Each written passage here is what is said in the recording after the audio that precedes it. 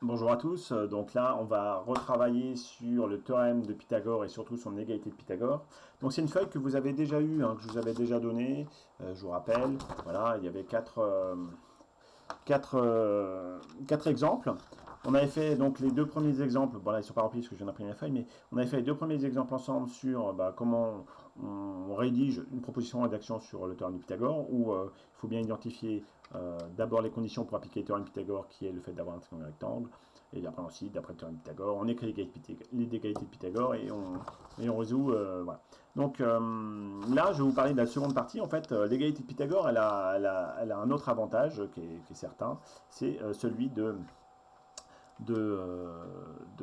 savoir si un triangle est rectangle ou pas. Voilà, donc ici vous avez une proposition de rédaction qui est toute simple.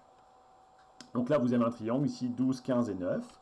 Il n'est pas rectangle, même s'il a l'allure d'être rectangle, on ne le sait pas, il n'y a pas d'angle droit. Mais par contre, on va pouvoir savoir si ce triangle est rectangle ou pas. C'est d'ailleurs certains maçons ont ce qu'on appelle la corde à 13 nœuds. Ça utilise exactement ce principe-là. Voilà. Donc la rigueur, je vous donnerai une vidéo juste à suivre là-dessus qui parle de la corde à 13 nœuds et de pourquoi on sait que ça fait un triangle rectangle. Alors, à chaque fois, ce qui va se poser comme question, c'est que là, j'ai un triangle.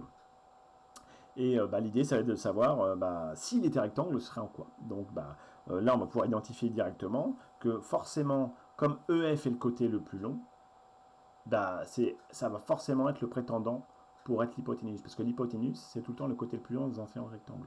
Donc s'il doit être rectangle, on ne le sait pas encore, mais s'il doit être rectangle, c'est forcément en G. Donc ça, c'est l'objet de la première phrase. Le côté le plus long est EF, il pourrait être l'hypoténuse, et j'insiste bien sur le il pourrait être, on n'en a pour l'instant aucune preuve. Si on parle d'hypoténuse, c'est qu'on sait que le triangle est rectangle. Là, pour l'instant, on ne le sait pas.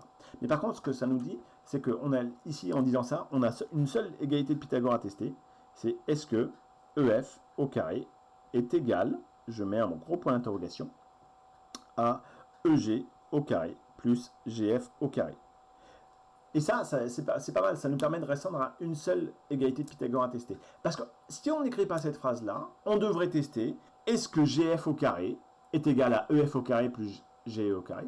Et on devrait tester aussi l'autre égalité de Pythagore, GE au carré, est-ce que c'est égal à EF au carré plus GF au carré. Donc, en ça, j'ai qu'une seule égalité de Pythagore à tester. Et si cette égalité est vérifiée, eh ben, je pourrais affirmer que le triangle est rectangle. Si je vois que c'est différent, eh ben, je pourrais affirmer cette fois que le triangle n'est pas rectangle. Donc ça, c'est dans notre tête. C'est cette égalité-là de Pythagore qu'on doit tester. Voilà, j'ai écrit que le côté le plus long c'est EF, c'est lui qui pourrait être l'hypoténuse. Donc dans ma tête, je sais que je dois tester l'égalité EF au carré. Est-ce que c'est égal à EG au carré plus GF au carré? Et bien en ça, en fait, je vais d'abord calculer de part et d'autre chacun des membres de cette égalité-là. Donc je vais d'abord calculer EF au carré d'un côté, donc d'une part, et puis je vais calculer EG au carré plus GF au carré d'autre part. Donc en calculant EF au carré, EF au carré c'est 15 au carré, et 15 au carré c'est 225. Ça, il suffit d'utiliser la calculatrice et exclusivement la calculatrice. Voilà, moi elle est juste à côté. Voilà, voilà, vous la testez. 15 au carré, ça fait bien 225. Ensuite, on va faire d'autre part. Donc l'autre partie de mon égalité, EG au carré plus GF au carré. EG au carré c'est 12 au carré, plus GF au carré, donc c'est 9 au carré. 12 au carré c'est 144.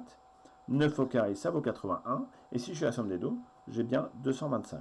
Donc ici, j'ai bien obtenu deux quantités qui sont égales. C'est bien toutes les deux égales à 225. Donc je peux affirmer que GEF au carré est bien égal à EG au carré plus GF au carré. Et c'est bien ça que j'ai écrit. J'ai écrit que EF au carré est égal à EG au carré plus FG au carré. Et ça, ça c'est ce qu'on appelle l'égalité de Pythagore. Et comme là, je viens d'affirmer que l'égalité de Pythagore est vérifiée pour ce triangle rectangle, je peux donc affirmer, je peux donc affirmer que ce triangle est rectangle. Et ça, c'est l'objet de ma phrase. L'égalité de Pythagore est vérifiée. Donc vérifier, ça veut dire que c'est égal. Donc le triangle est rectangle en G. Voilà. Donc là, on a fini. C'est juste ça. C'est donc, par contre, la rédaction est importante. Là, je vous ai fait une rédaction minimale. Donc tous les éléments sont importants. On peut en faire plus, on peut expliquer, on peut développer. Mais en tout cas, voilà. Ça, c'est le strict minimum qui est attendu. Donc je vous fais l'autre exemple. Donc ici, on a un triangle.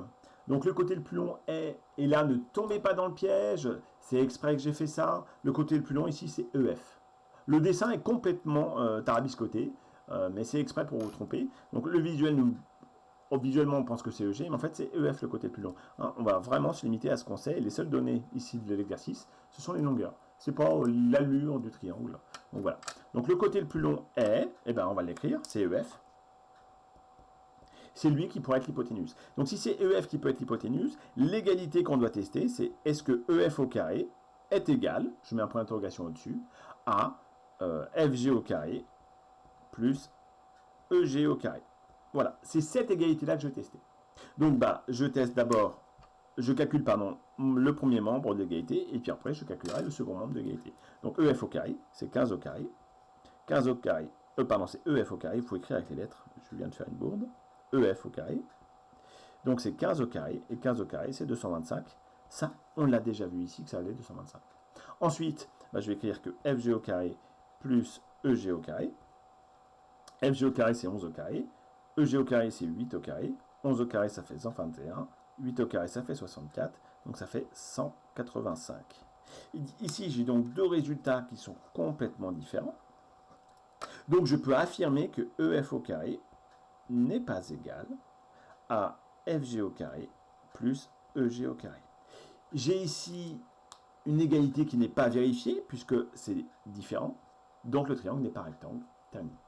Donc ça, c'est la deuxième partie sur Pythagore qui permet de savoir si un triangle est rectangle à l'aide des trois côtés. Donc si on résume, on a le théorème de Pythagore qui nous dit si le triangle est rectangle, j'ai une égalité certaine, je peux calculer donc une valeur manquante. Si j'ai deux côtés, je peux calculer le troisième. Et on a, si j'ai trois valeurs, trois côtés dans mon triangle, je peux savoir s'il est rectangle ou pas. Voilà. Donc ça, ce sera à remplir et à connaître par cœur. Et je vais donc sans doute vous donner des petits exercices d'application qui permettent de savoir si le triangle est rectangle ou pas.